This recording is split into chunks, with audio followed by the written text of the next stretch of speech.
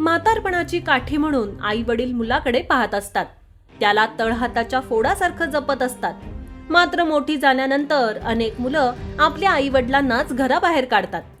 अशी अनेक उदाहरणं आपल्याला आजूबाजूला पाहायला मिळतात.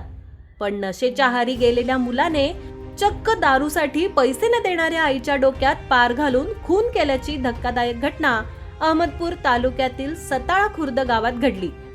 संगीता नाथराव मुंडे असं 40 वर्षीय मृत महिलेचं नाव आहे, तर ज्ञानेश्वर नाथराव मुंडे असं 23 वर्षीय मुलाचं नाव आहे. घटनेनंतर ज्ञानेश्वर घटनास्थळावरून फरार झाला होता.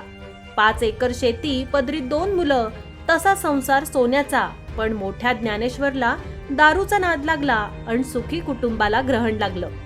ज्ञानेश्वरचे वडील देवदर्शनासाठी परळी वैजनाथला गेले होते. तिकडूनच ते पंढरपूरच्या वारीसाठी जाणार होते.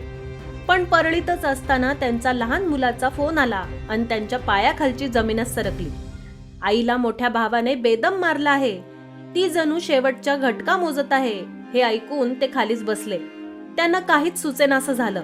अशा परिस्थितीतच तासाभराने त्यांना दुसरा फोन आला आणि आयुष्य पत्नीच्या निधनाने उद्ध्वस्त झालं.